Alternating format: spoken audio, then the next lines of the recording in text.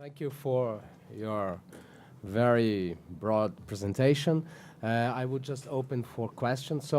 Então, por favor, eu pediria às pessoas que se apresentassem brevemente e fizessem realmente perguntas curtas, porque nós temos apenas 40 minutos, temos uma plateia cheia, então eu acredito que muitas pessoas devem ter interesse em perguntar. Por favor, então, eu vou pegar 4 perguntas e depois a gente passa para o nosso palestrante, depois eu pego mais 4, e assim nós vamos até onde for possível, temos que terminar às 12 horas. Well, thank you very much for your speech. When you speak about Please, option, can you say... I'm Giorgio Romano from the Federal University of ABC, Universidade Federal da ABC. You spoke about 5 options for Japan, but there is theoretically, of course, the option to engage with China. Right. That would be a 6th option. So Someone said it's option C with okay, yeah. I mean, if you look at the history of France and Germany, many wars, many ages, but so things are possible.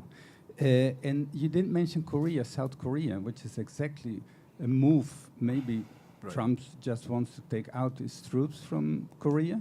So how this feels for Japan? Thank you.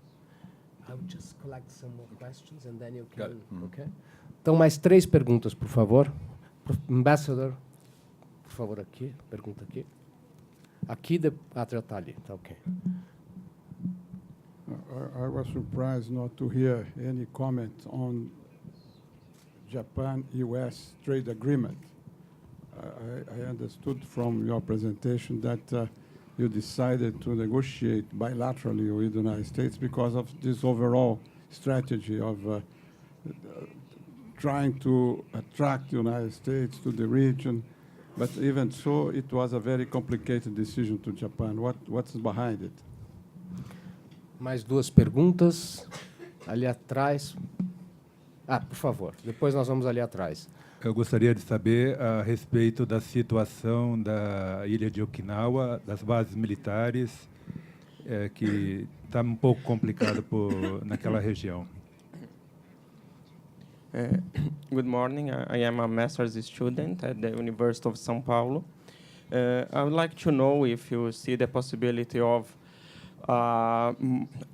better consolidate institutionalization of the Quad arrangement, because the group has always been less than alliance, and it has not even a regular schedule of meetings, and also the group tries to create an unified vision of a free and open Indo-Pacific. However, Australia, India, Japan, and the United States, they have very different visions of what is this free and open Indo-Pacific. Do you see if there is a possibility of an unified vision? So Thank you very much. I suggest you answer those questions, then we go for a second round. Okay, I'll try to be brief. Okay, don't worry. You have time. I have time, okay. Well, the 4 questions were really good questions, difficult questions to answer. The first one, China option. I would think that as of now, it's not, hypothetically, yes, China option is possible, or not possible, but it's there. But I think it's as unrealistic as the pacifist notion, or some others.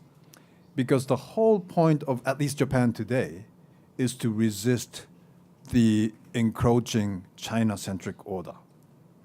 And I would add that Japan is a bit lonely in this sense. We have many friends around. Southeast Asia, like Thailand, Indonesia. I mean, we're so close now. But then again, if you look at many countries in the region, and you mentioned South Korea, when in the face of China's rise, and if you cannot shape China's rise, you might as well adapt to it. There are many countries like that. Now, those countries are also uncomfortable with China's rise and its hegemonic ambitions. But if you can't really shape and cope with it, And especially in light of the fact that there are signs that U.S. is retrenching, you would always hear our Southeast Asian friends saying that geography is fate. China is always up there, but U.S. can always leave, right?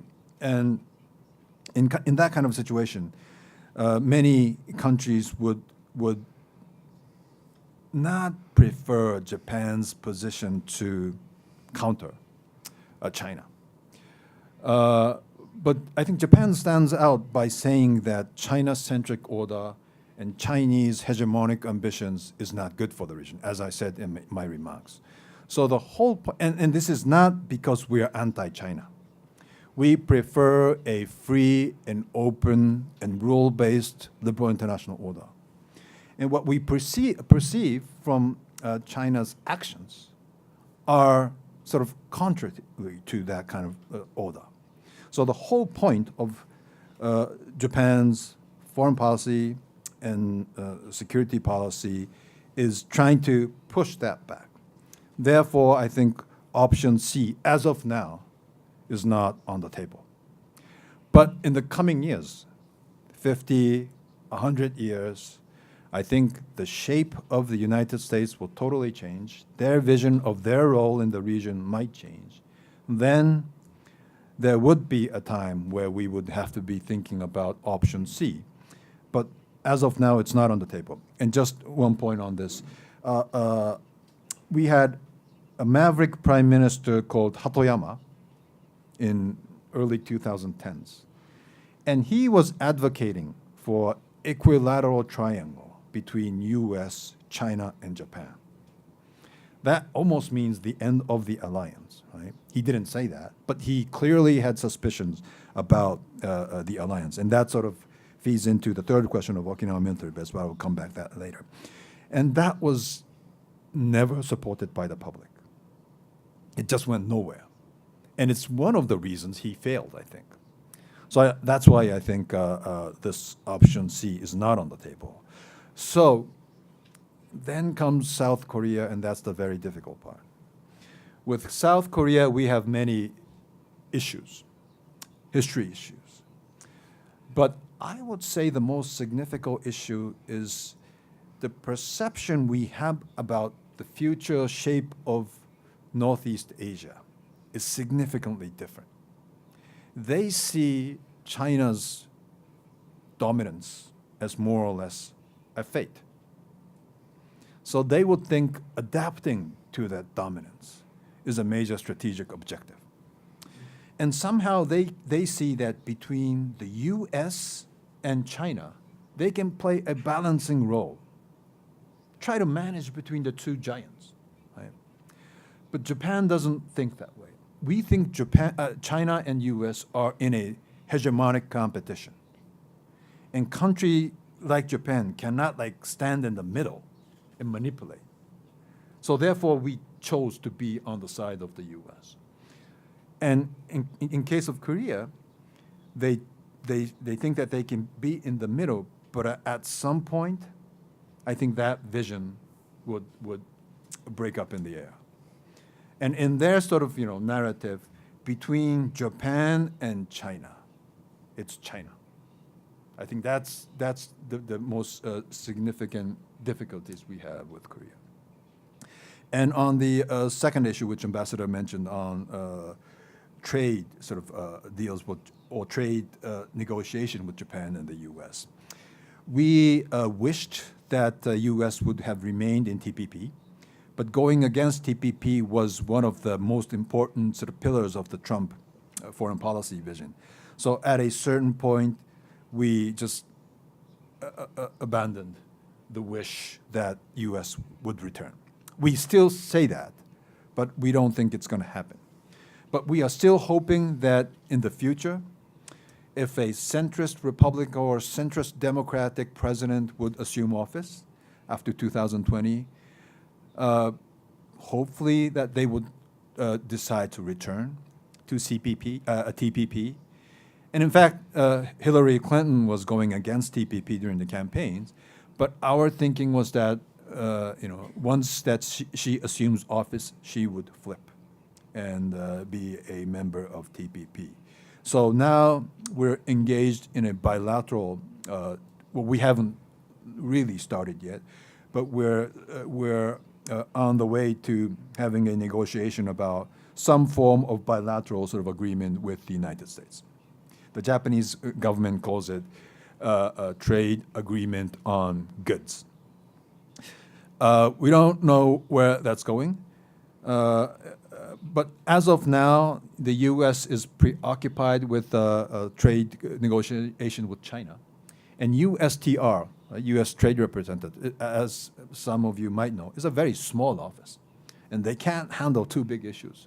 So right now, the negotiations between Japan is delayed, and I think, you know, no offense to the Japanese diplomat represented here, but Japan is very good and well known for the delaying tactic, right? And China slow things down. And I think in a full-blown war on that, to try to slow things down. But U.S. does understand that, so they're a bit frustrated. So hopefully the 2020 presidential election would kick in, and that sort of trade negotiation would more or less be symbolic and marginalized, and hope for, of course, you know, hope is not a policy, that's what people say. But we're hoping for a moderate candidate would assume the White House. But the bad news is, if it's a left-leaning Democratic president, that will be tough as well in terms of trade policy and in terms of security policy as well, because they might be even more sort of convinced ideologically in America pulling back and being against free trade America. So we're on a very, walking on like a razor's edge right now. And the third point, military bases in Okinawa, that's also a very, very sensitive issue. In general, the Japanese people are in full support of American presence, but there are frustrations in Okinawa about the burden that they're sort of sharing, or they're because it's a small island, but large portion of American presence in Japan is in Okinawa, and they don't think that's fair. And the Japanese government and U.S. Government has agreed on a deal to not totally minimize, but deal with the dangerous situation. And that has been agreed in 1996, but it hasn't been implemented yet. So it's been more than 20 years. Right? And there are no alternative plans. So what's going on right now is the Japanese government is trying to convince the Okinawa prefectural government to accept this plan, but the present governor is not willing to accept it. So I see no clear way out, to be frank, about the base situation in Okinawa. And I think it's upon and this becomes almost a domestic issue, rather than a issue between Okinawa and U.S. Because it's a national decision that the U.S.-Japan alliance is important for Japan, and that we have to host a base, right? And I might be going a bit too long, but this is an important point. The base is critically important. The reason is U.S.-Japan alliance is a very strange alliance, right? As many of you might know. Because if Japan is attacked, U.S. would come and help us, right? But if U.S. is attacked, there's no obligation for us to attack that enemy, or we don't have any obligations because of our constitutional constraints.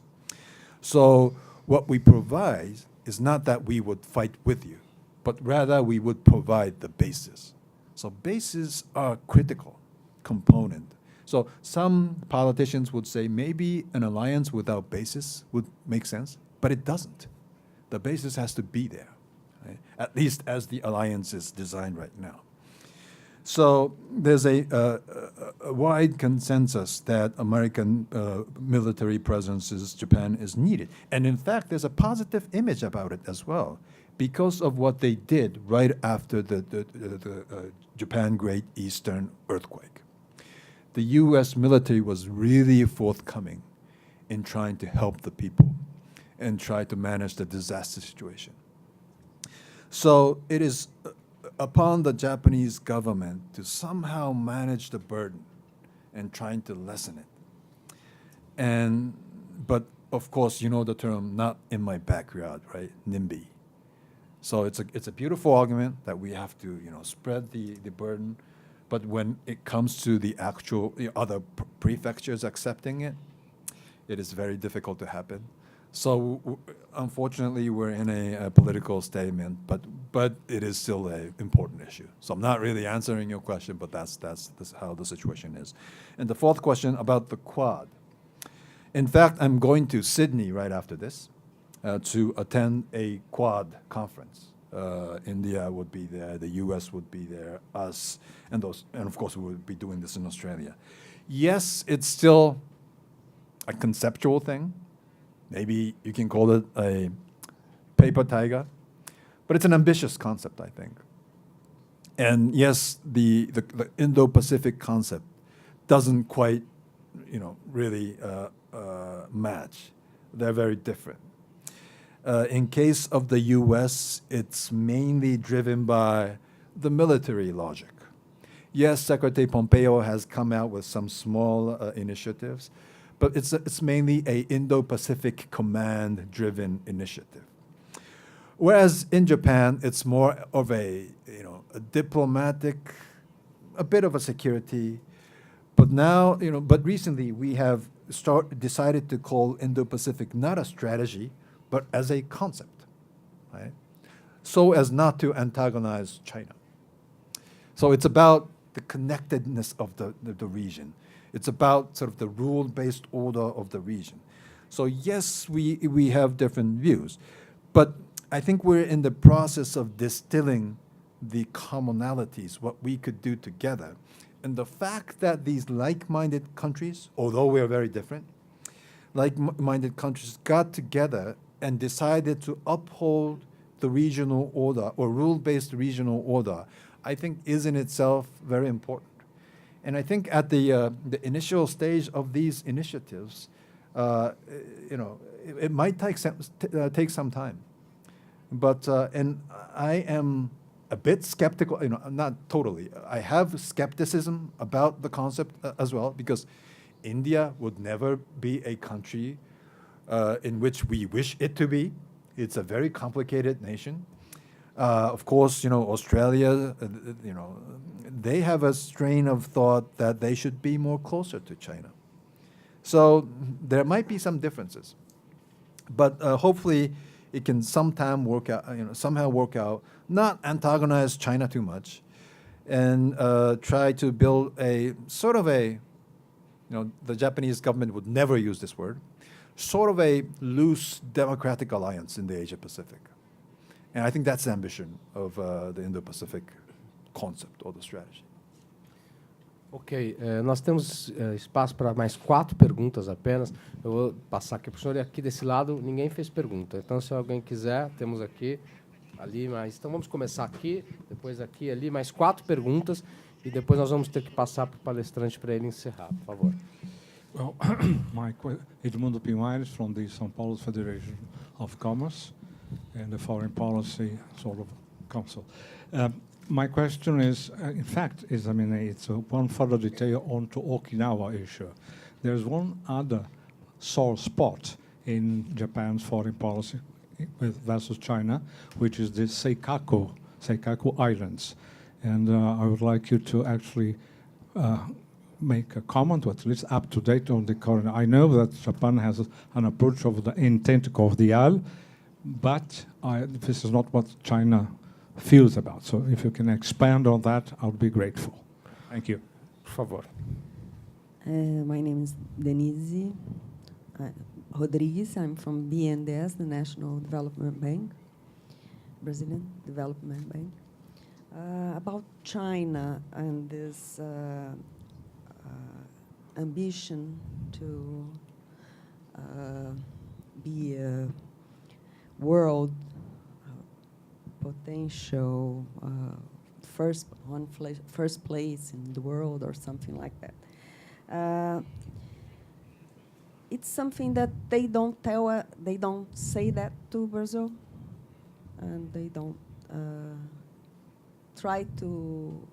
They try to tell us that it's different. It's not like that. So it's something I would like you to explore the relation between what's a fear, a Japan's fear of this future, or what's real on this point.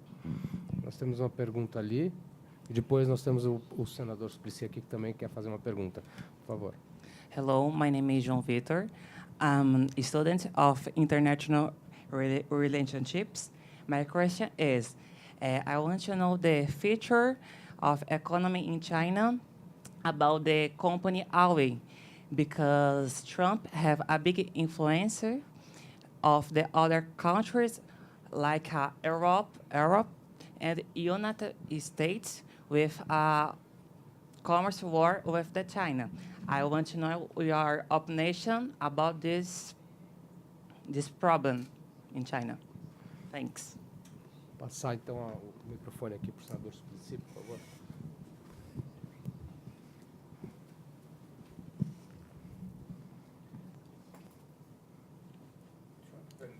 Trump and years. In 1987. It's not working there. Maybe it's not working.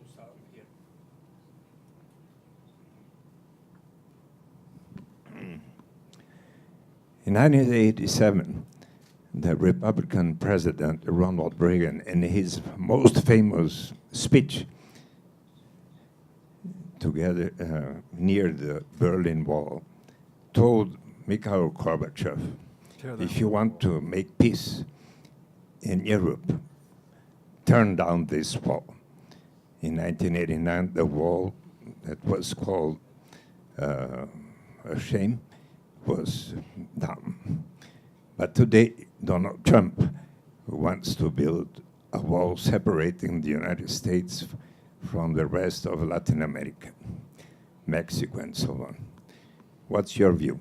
And related to that, to what extent do you believe that an idea that's expanding everywhere, the universal basic income, what's your view about Japan and the basic income? I'd just like to, I know that we have just short time. I would like to ask you to talk a little bit more about North Korea. How worried is Japan about the talks between Trump and the North Korean leader?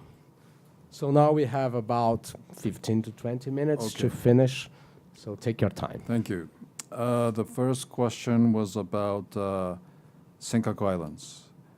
And the territorial issues could be tricky because there are many legal arrangements. And I'm not a legal scholar, so I kind of hesitate to go into that issue in detail. But our understanding is that we have the historical claim, and we have the legal claim that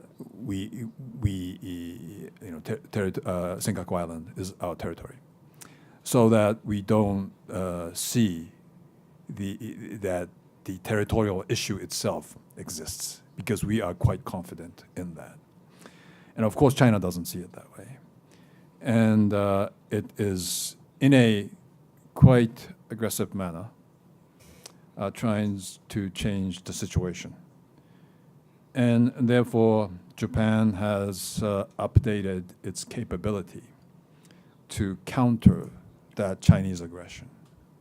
And this is not just about Senkaku per se. It's more about rule-based order and national sovereignty. If you're able to just simply claim out of the air and physically express that this is mine, really, and we back down, it's going to shake the liberal international order. And you know, the situation that we're facing right now is literally the what do you call it? The weakening of three orders, I think.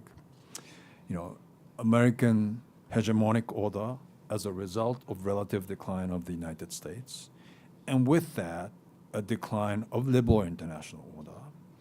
And there's another kind of order, which is an order based on sovereign states, right? And this territorial issue, I think, deals with the third portion.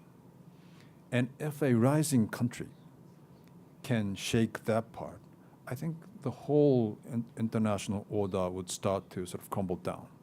So it's not just the Senkaku Islands. It's the implication to a rule-based sort of order that we're worried about most. So the issue of East China Sea resonate directly with what China is doing in South China Sea. They're making this artificial islands out of nowhere, claiming that it is not a military facility, but de facto sort of expanding their sort of territorial waters, although no one has really admitted to it. And I think that sort of resonates to the what kind of concern that we have about China's rise. And here I totally understand you would never feel the geopolitical risks that China is posing, because it's geographically, Latin America is far away. We totally understand that. But if you look at the domestic situation that the Chinese as a nation, I'm not sort of trying to make a Chinese people itself into an enemy, but what the Chinese government is doing in Xinjiang, what China government is doing in Tibet, and what Chinese government is doing in Hong Kong, literally. Hong Kong used to, well, it still is, one country, two systems, right? But it is more and more becoming one country, one system. And if China decides to apply that to Taiwan as well, should we just stay quiet? And since China is strong, we should just accept it? Like I said, we don't think that's good. There's a normative side. Of course, there's a power politics side to things in international relations. It's basically an anarchical society, and a country which has power would be able to shape the region in their desirable format. But then again, the value side, the normative side, is becoming increasingly important as well. And we don't think, the Chinese expansion, and if they apply the domestic logic to their expansion abroad, it is definitely not going to be, in the first place, not good for the region. But in the long run, if they have an ambition much more bigger than just becoming a regional hegemon, I think it could be a bad news for other parts of the world as well. And in Africa, they've been involved in sort of official development activities.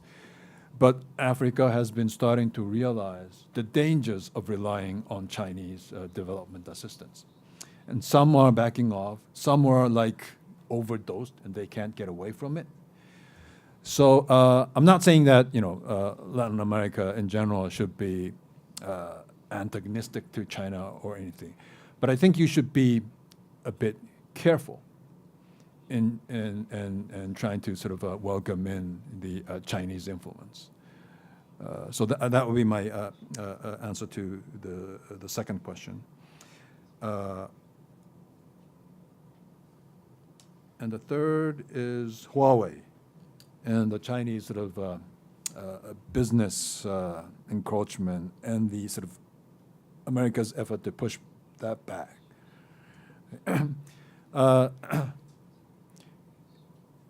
As I previously mentioned, we sometimes use the term Cold War to explain the situation that we're facing with China. Some people are against it, some people are for it.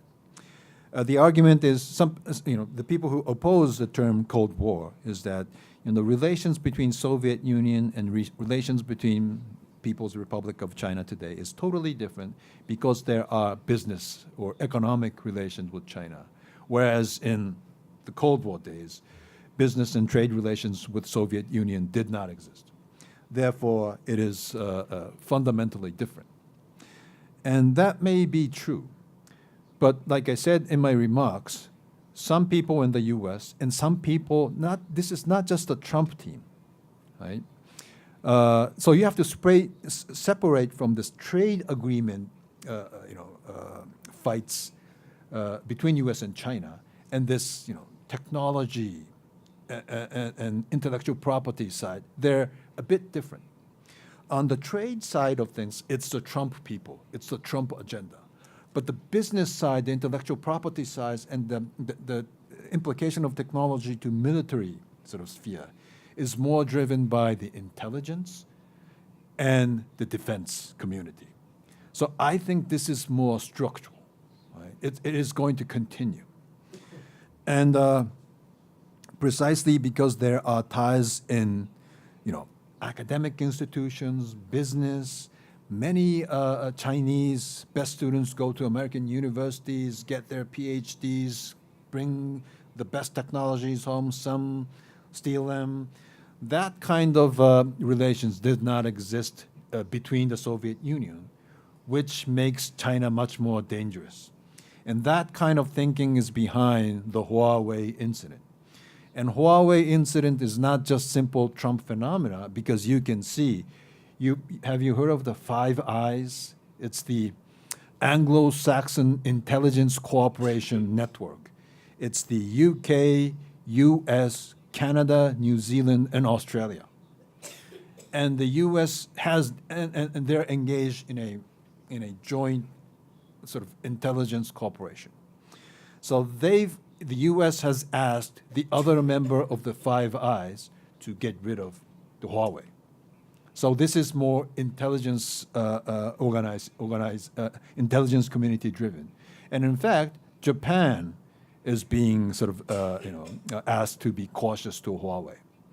So I think this is not simply about Trump being harsh on the United States. It's more about technological hegemony and competition between China and the US. And this would have a large and big implication to the kind of world that we would be living in the next 10, 20 to 30 years, I think. And the last question mentioned about the Reagan speech, Mr. Gorbachev, tear down this wall. And the fact that Mr. Trump seems to be keen on building a wall between Mexico and the United States. But the good news is that the Congress has more or less rejected his idea. And they're going to sort of give just 1.4 something dollars, which President Trump demanded $5 billion, which isn't that all much. So I think, in a way, maybe I may be veering off from your question a bit, but when the founding fathers designed the U.S. body politic, or the U.S. political system, they were very skeptical about democracy. It was literally the first nation in a world to explore that kind of political institution, giving sovereignty to a people which most of them haven't graduated, don't have a college degree, and they were extremely suspicious or doubtful whether this system would work. So they were very careful in designing that this would not reach to a conclusion in a rapid manner. So when I teach about American political system to my students, reaching on a judgment, final judgment in American political system is extremely difficult. There are so many blocks and balances within it. And you can even make an argument that American political system was designed for a people, for a president like Mr. Trump. And you can even say that it's kind of surprising that it took more than almost 240 years for such a kind of president to appear. And to a certain degree, I think it's working, the American political system. And President Trump more and more is realizing that he has limited power. And on the issue of wall, I think the Congress, and this is not just the Democrats, it's also the Republicans who are trying to push back. So yes, we're overwhelmed by the Trump tweets, what the outrageous message he's sending to the people and abroad, but we should calm down a little bit. And at least I see a chance that and because the Democrats are, not that Democrats are fundamentally better than Republicans or anything, precisely because of the balance of power mechanism, that Mr. Trump is being sort of halted in his dream of building a wall. And I think that's a good news. And of course, I'm not for the wall because it doesn't make sense as a policy. And on basic income, I'm not really familiar with it. I know the logic, and there are people who is talking about the issue, but it's not like some major prefecture is examining this notion. It's more of an intellectual notion that professors and some thought leaders are talking about it, but it's not being implemented. And I think the reason why is because Japan, more or less, there are differences in incomes, and that difference is getting bigger and bigger, as in many other Western democracies. So there is some element of society who says that basic income works, but relatively speaking, we're more equal in terms of our income. Our business executives don't receive maybe 10 times more than the ordinary company worker. So there aren't that many differences. So somehow this basic income argument doesn't sort of take off. Yeah. On the day that you have a basic income from Canada to Argentina, you won't need any walls to separate our frontiers. And the basic income is spreading everywhere. I have just came from Kenya, where it's going on as a result of the financing by the Give Directly organization from the value of Silicon Valley. I have to study that. Thank you. So, could you make just some comment about North Korea? Oh, right. Sorry. Yeah, it's North Korea is one of the serious issues that we're facing. Compared to the rise of China, it's more of a short to midterm issue, but it is a serious issue, right? Because recently it hasn't happened, but they've shot a missile over us a couple of times, and look at how restrained we were. No offense, but compared to the Israels, right? They would shoot right back at, but we were quite calm. And try to sort of manage the situation rather than to aggravate it. Our sort of a position now is that all the nuclear weapons on Korean Peninsula should be abolished,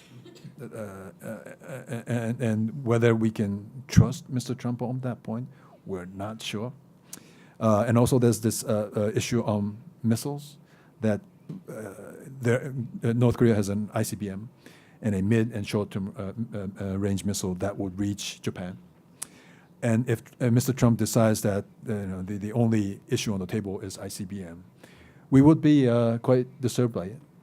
But then again, I think there is an understanding on the Prime Minister's side that if that happens, it's upon us to decide and negotiate directly with the North Koreans. But that's going to be difficult because the abduction issue. I'm sure some of you know that Japanese citizens were kidnapped back in the 70s and 80s, and they're still there. And we don't know whereabouts, with their conditions. Some might have passed away. Maybe most of them, we're not sure. So unless we fear a definitive and trustworthy answer from the North Koreans, it's easy for Japan to fully engage in dialogue with the North Koreans. So, but as of now, I guess, as with everybody else, watch and see. Because of the good relations with Prime Minister Abe and Mr. Trump, Mr. Abe has been trying to sort of deliver the Japanese position. Please mention the abduction issue. Nuclear weapons should not be, should be abolished. And please talk about the ICBM and short and midterm missiles. So let's see and wait. Hopefully, it would turn out good, but we're not quite hopeful about that. Okay. Well, thank you very much for your speech. Obrigado a todos pela presença.